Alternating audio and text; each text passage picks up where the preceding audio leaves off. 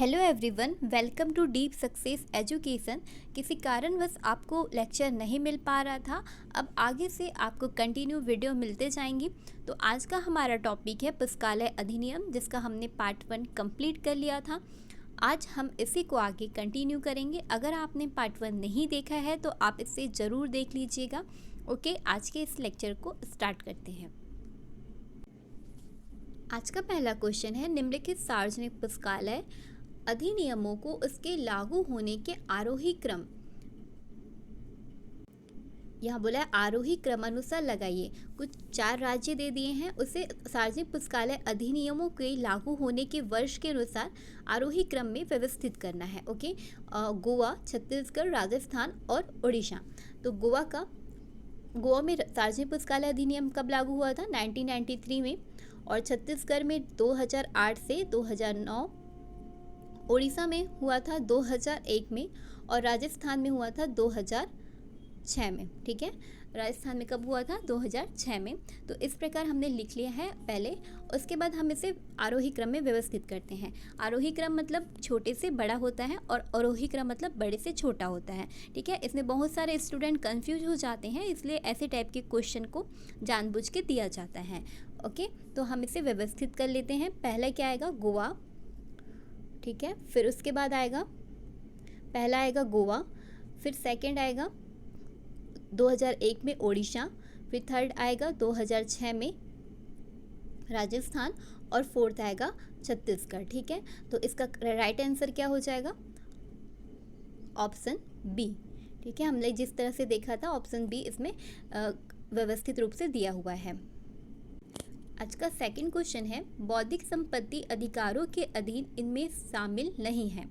इनमें कौन से बौद्धिक संपत्ति अधिकारों के अधीन शामिल नहीं है, ये बताइएगा। ऑप्शन है कॉपीराइट, पेटेंट, ट्रेडमार्क या फिर थ्रेसर। तो इसका राइट आंसर हो जाएगा थ्रेसर जो है वो बौद्धिक संपत्ति अधिकारों के अधीन शामिल नहीं है। बाकी कॉपीराइट, पेटेंट, ट्रेडमार्क ये सब बौद्धिक संपत्ति अधिकारों के अधीन शामिल है। ये जो कॉपीराइट, पेटेंट, ट्रेडमार्क के द्वारा बौद्धिक संपदा को प्रोटेक्ट किया जा सकता है। ठीक है, इसके अलावा देखें तो जीआई मतलब जो ग्राफिकल इंडिकेशन बोलते हैं, ग्राफिकल इंडिकेशन और trade secret, GI, trade secret, और इसके अलावा इंडस्ट्रियल डिज़ाइन, इसके द्वारा भी इंडस्ट्रियल डिज़ाइन, ठीक है, इंडस्ट्रियल डिज़ाइन के द्वारा बौद्धिक संपदा को प्रोटेक्ट कर सकते हैं। ठीक है, अब थ्रेसर क्या होता है ये भी देख लीजिए। थ्रेसर जो है वो विशिष्ट विषय क्षेत्र से संबंधित सूची है जो बौद्धिक संपदा अधिकार के अधीन शामिल नहीं होती है। ठीक है, थ्रेसर क्या है? एक विशिष्ट विषय क्षेत्र से संबंधित सूची है जो बौद्धिक संपदा अधिकार के अधीन शामिल नहीं होते हैं। बाकी कॉपीराइट, पेटेंट, ट्रेडमार्क और ये तीनों जो मैंने बताया वो आपको ध्यान रखना है। ओके, हमारा अगला क्वेश्चन है, 1886 में कॉपीराइट कानून संबंधी सम्मेलन सर्वप्रथम आयोजित किया गया जिसे जाना जाता है। ऑप्शन है Dublin seminar, burn convention, Canada convention या फिर जकार्ता कन्वेंशन। तो इसका राइट आंसर क्या हो जाएगा? Burn convention. 1886 में कॉपीराइट कानून संबंधी सम्मेलन सर्वप्रथम आयोजित किया गया था जिसे हम लोग बर्न सम्मेलन के नाम से जानते हैं। हमने प्रीवियस लेक्चर में भी देखा था कि बर्न सम्मेलन को साहित्य और कलात्मक कार्यों के संरक्षण के लिए जाना जाता है, और ये एक क्या है? अंतर्राष्ट्रीय समझौता है। और ये किस प्रकार का अंतर्राष्ट्रीय समझौता है? तो ये कॉपीराइट को नियंत्रित करने वाला एक अंतर्राष्ट्रीय समझौता है। और कहाँ और कब आयोजित हुआ था ये भी ध्यान रखते चलिएगा। इसका आयोजन दिसंबर 1886 में हुआ था और स्विट्जरलैंड में हुआ था। ठीक है, स्विट्जरलैंड के बर्न शहर में हुआ था, इसलिए इसका नाम दे दिया गया बर्न कन्वेंशन। तो इतना चीज़ आपको ध्यान में रखना है। अब आगे के क्वेश्चन को देखते हैं। भारतीय कॉपीराइट अधिनियम किस वर्ष में लागू किया गया था? भारतीय कॉपीराइट अधिनियम कब लागू किया गया था ये बताइएगा। 1947, 1965, 1957 या फिर 1952। तो आप लोग को सबको बहुत ही इजी क्वेश्चन है, आपको सबको पता होगा 1957 में भारतीय कॉपीराइट अधिनियम लागू किया गया था। ओके, अब नेक्स्ट क्वेश्चन की ओर चलते हैं। राजीव गांधी राष्ट्रीय बौद्धिक संपदा प्रबंधन संस्था का कार्यालय अवस्थित है। राजीव गांधी राष्ट्रीय बौद्धिक संपदा प्रबंधन संस्था का कार्यालय कहाँ स्थित है ये बताइए। ऑप्शन देख लेते हैं, कोलकाता, नागपुर, चेन्नई या फिर नई दिल्ली। तो इसका राइट आंसर हो जाएगा नागपुर में राजीव गांधी राष्ट्रीय बौद्धिक संपदा प्रबंधन संस्थान का कार्यालय स्थित है। ठीक है, इसे RGNIIPM मतलब होता है Rajiv Gandhi National Institute of Intellectual Properties Management. ठीक है, ये RGIIPM का फुल फॉर्म भी पूछा जा सकता है, तो ध्यान रखिएगा Rajiv Gandhi National Institute of Intellectual Property Management के नाम से भी इसको जाना जाता है। तो ये कार्यालय कहाँ स्थित है? नागपुर में। नेक्स्ट क्वेश्चन की ओर बढ़ते हैं। निम्नलिखित में से कौन बौद्धिक संपदा को सुरक्षित नहीं करता है? इनमें से कौन जो है वो बौद्धिक संपदा को सुरक्षित नहीं करता है ये बतलाइएगा। ऑप्शन देख लेते हैं, डेटा का एन्क्रिप्शन, डिजिटल वाटरमार्क, विशेष इनकोडेड लाइसेंस या फिर प्लग इन्स। तो इसका राइट आंसर हो जाएगा जो प्लग इन है वो बौद्धिक संपदा को सुरक्षित नहीं करता है। बाकी ये तीनों, डेटा का इनक्रिप्शन, डिजिटल वाटरमार्क, विशेष इनकोडेड लाइसेंस, ये तीनों जो है वो बौद्धिक संपदा को सुरक्षित करती है। ओके, जो प्लग इन होता है वो एक सॉफ्टवेयर घटक होता है। प्लग इन क्या है? एक सॉफ्टवेयर घटक है। आगे बढ़ते हैं। विपो कॉपीराइट संधि कौन से साल में अपनाई गई? विपो कॉपीराइट संधि कौन से साल में अपनाई गई, कौन से सन में अपनाई गई ये बतलाइएगा। 1995, 1996, 1997 या फिर 1998। तो इसका राइट आंसर हो जाएगा 1996 में विपो कॉपीराइट संधि अपनाई गई। ये विपो कॉपीराइट संधि जो है वो 1996 में अपनाई गई थी। और कहाँ अपनाई गई थी? जेनेवा में। जेनेवा में हुई थी। इसे WCT संधि के नाम से भी जाना जाता है। WCT का मतलब होता है द विपो कॉपीराइट ट्रीटी। ठीक है, तो विपो कॉपीराइट संधि को WCT के नाम से जाना जाता है, द विपो कॉपीराइट ट्रीटी। ठीक है, और इसके विपो की एक और महत्वपूर्ण संधि है, ये भी ध्यान रखिएगा, WPPT। ठीक है, WPPT ये भी 1996 में हुई थी और ये भी जेनेवा में हुई थी। WPPT जो है वो विपो परफॉर्मेंस फोनोग्राम्स ट्रीटी है। ठीक है, विपो परफॉर्मेंस फोनोग्राम्स ट्रीटी। विपो के ये जो संधियां हैं WC और WPPT, ये दोनों कहाँ आयोजित हुई थी? जेनेवा में आयोजित हुई थी और 1996 में। ठीक है, जब इसे पूछा है तो इसे भी पूछा जा सकता है, इसलिए मैं आपको बता रही हूँ। तो ध्यान रखिएगा, दोनों 1996 में जेनेवा में हुई थी। और ये विपो का हमने प्रीवियस लेक्चर में फुल फॉर्म भी देखा था। अगर आपको ये ध्यान में होगा तो आप लोग कमेंट्स जरूर करके बताइएगा कि विपो का फुल फॉर्म क्या है। ठीक है, कमेंट्स करने से क्या होता है फ्रेंड्स, हमारी जो तीनों सेंस है वो काम करने लगते हैं और हमें वो चीज़ें बहुत अच्छे से लंबे समय तक याद हो जाती हैं। तो इसलिए आप लोग ज़रूर कमेंट कीजिएगा। और अगर आप लोग को विपो का नाम याद नहीं होगा तो आप लोग गूगल में सर्च करके कमेंट करके बताइएगा कि विपो का फुल फॉर्म क्या है। विपो का जो फुल फॉर्म है वो आप लोग गूगल में सर्च कीजिएगा और उसके बाद यहाँ कमेंट्स में आके बताइएगा। इससे आपको बहुत अच्छे से वो चीज़ें याद हो जाएंगी। ओके, अब नेक्स्ट क्वेश्चन की ओर बढ़ते हैं। भारत में प्रतिलिप्याधिकार जो कॉपीराइट है वो कानून के अनुसार साहित्य कार्य के लिए निम्नलिखित कौन से अधिकार दिए गए हैं? भारत के कॉपीराइट कानून के अनुसार साहित्यिक कार्य के लिए निम्नलिखित में से कौन से अधिकार दिए गए हैं, ये ऑप्शन देख के बताइएगा।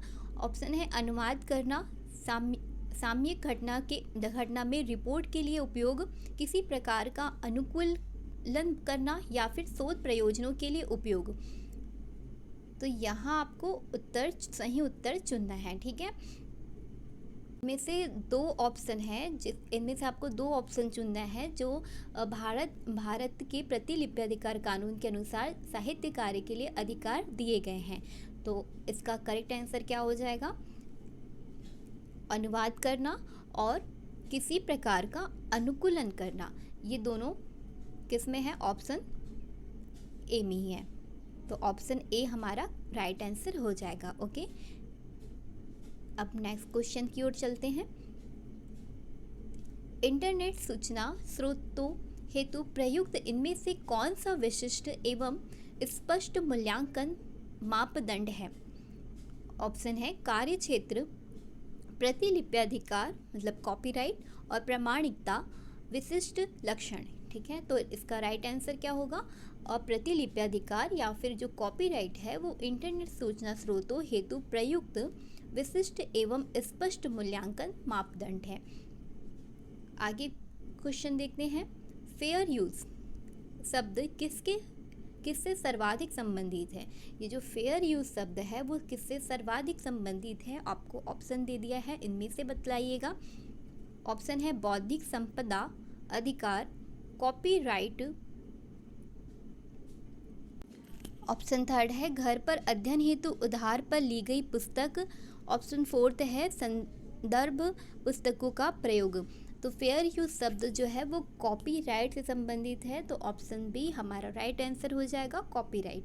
ओके, अब नेक्स्ट क्वेश्चन है प्रतिलिप्याधिकार अधिनियम 1957 की निम्नलिखित धाराओं को उनकी सही व्याख्या के साथ सम्मिलित कीजिए। ओके, धारा दिया है 55, 63 ए और धारा 64। धारा 55 जो है वो प्रतिलिप्याधिकार के उल्लंघन के लिए सिविल उपचार है। धारा 55 में क्या है? प्रतिलिप्याधिकार के उल्लंघन के लिए सिविल उपचार है। उसके बाद धारा 63 में प्रतिलिप्याधिकार के उल्लंघन का अपराध है। उसके बाद धारा 63 ए में दूसरी बार अनुवर्ती दोष सिद्ध पर बढ़ी हुई शास्ति है। उसके बाद फोर्थ क्या आ जाएगा? धारा 64 में फोर्थ आ जाएगा, मतलब उल्लंघन की गई प्रतिलिपियों को जब्त करने की पुलिस को शक्ति है। ठीक है, तो इस प्रकार ये धारा भी पूछा जा रहा है, तो आप लोग धारा भी इम्पोर्टेंट जो धारा है वो पढ़िएगा। हम लोग ने मैच कर लिया है, अब इसका ऑप्शन देख लेते हैं। तो धारा 55 ए का क्या आ जाएगा? 3। ठीक है, और इसके बाद ऑप्शन बी में है धारा 63 में 1 आ जाएगा, तो यहाँ बी का क्या आएगा? 1। तो इसका राइट आंसर हमको मिल गया है जो ऑप्शन बी है, 3, 1, 2 और 4। ठीक, अब आगे नेक्स्ट क्वेश्चन देखते हैं। यूनेस्को द्वारा कब विश्व पुस्तक एवं कॉपीराइट दिवस मनाया जाता है? यूनेस्को के द्वारा कब विश्व पुस्तक और कॉपीराइट दिवस मनाया जाता है? ऑप्शन है 23 अप्रैल, 23 अगस्त, 27 अप्रैल या फिर 30 अगस्त। तो इसका राइट आंसर हो जाएगा 23 अप्रैल को यूनेस्को द्वारा विश्व पुस्तक और कॉपीराइट दिवस मनाया जाता है। पहली बार कब मनाया गया यूनेस्को के द्वारा, ये भी ध्यान रख लीजिए, 1995 में। ठीक है, 1995 में इसे मनाया गया था। इसे पुस्तक का अंतर्राष्ट्रीय दिवस के रूप में भी जाना जाता है। और ये इस दिन जो है वो अनेक जो लेखक थे, जैसे कि विलियम शेक्सपियर जो हो गए, इस तरह के जो बड़े बड़े जो लेखक हैं उनकी स्मृति दिवस के रूप में 23 अप्रैल को इस दिन को चुना गया था। ठीक है, और भारत में 2001 से इसे मनाया जा रहा है। 23 अप्रैल को पुस्तक और कॉपीराइट दिवस मनाया जा रहा है। क्यों मनाया जाता है? लेखकों की स्मृति के द्वारा इस दिन को चुना गया था 23 अप्रैल को, और 2001 से भारत में मनाया जा रहा है, और इसकी शुरुआत हुई थी यूनेस्को के द्वारा 1995 में। ओके, इतना फैक्ट आपको ध्यान रखना है। अब हमारा नेक्स्ट क्वेश्चन देख लेते हैं। ग्रंथ के स्वामित्व अधिकार की रक्षा करता है। ग्रंथ के स्वामित्व अधिकार की रक्षा कौन करता है? ऑप्शन है delivery of book act, press act, censorship act, या फिर इंटेलेक्चुअल प्रॉपर्टी एक्ट। तो इसका राइट आंसर क्या हो जाएगा? इंटेलेक्चुअल प्रॉपर्टी एक्ट जो है, जिसे हम लोग क्या बोलते हैं, बौद्धिक संपदा अधिकार कहते हैं। तो ये जो है वो ग्रंथ के स्वामित्व अधिकार की रक्षा करता है। और बौद्धिक संपदा अधिकार अधिनियम भारत में 1856 में लागू हुआ था, जो ब्रिटिश पेटेंट लॉ 1852 पर आधारित है। भारत में कब लागू हुआ था? 1856 में, जो ब्रिटिश पेटेंट लॉ 1852 पर आधारित है। ठीक है, हमारा नेक्स्ट क्वेश्चन है, सार्वजनिक पुस्तकालय अधिनियम को पारित करने वाला प्रथम भारतीय राज्य है। सार्वजनिक पुस्तकालय अधिनियम को पारित करने वाला हमने प्रीवियस लेक्चर में देखा था, बहुत ही इजी क्वेश्चन है। पश्चिम बंगाल, महाराष्ट्र, तमिलनाडु या केरल? तो इसका राइट आंसर क्या हो जाएगा? तमिलनाडु, जिसे मद्रास पब्लिक लाइब्रेरी या सार्वजनिक पुस्तकालय अधिनियम के नाम से भी जाना जाता है। तो यहाँ हमारा प्रथम भारतीय राज्य था जहाँ सार्वजनिक पुस्तकालय अधिनियम पारित किया गया था। तो ये कब हुआ था, ये आप लोग को कमेंट बॉक्स में बताइएगा। ओके, हम अपना नेक्स्ट क्वेश्चन की ओर चलते हैं। डॉक्टर रंगनाथन द्वारा निर्मित मॉडल लाइब्रेरी एक्ट को ऑल एशिया एजुकेशन कॉन्फ्रेंस में कब प्रस्तुत किया गया? डॉक्टर रंगनाथन जी ने मॉडल लाइब्रेरी एक्ट जो निर्मित किया था, उसे ऑल एशिया एजुकेशन कॉन्फ्रेंस में कब प्रस्तुत किया, किस वर्ष प्रस्तुत किया, ये बतलाइएगा। 1929, 1930, 1931 या फिर 1932? तो इसका राइट आंसर क्या हो जाएगा? 1930 था, उसे 1930 में डॉक्टर रंगनाथन द्वारा निर्मित मॉडल लाइब्रेरी एक्ट को ऑल एशिया एजुकेशन कॉन्फ्रेंस में प्रस्तुत किया गया था। ठीक है, पहला मॉडल पब्लिक लाइब्रेरी एक्ट 1930 में डॉक्टर एस.आर. रंगनाथन ने जो तैयार किया था, इसे दिसंबर, कब किया गया था? दिसंबर में ना, दिसंबर 1930 के दौरान बनारस में आयोजित ऑल एशिया एजुकेशन कॉन्फ्रेंस में पेश किया गया। और फिर इसके बाद जो इसमें संशोधन भी हुए। संशोधन कब कब हुए?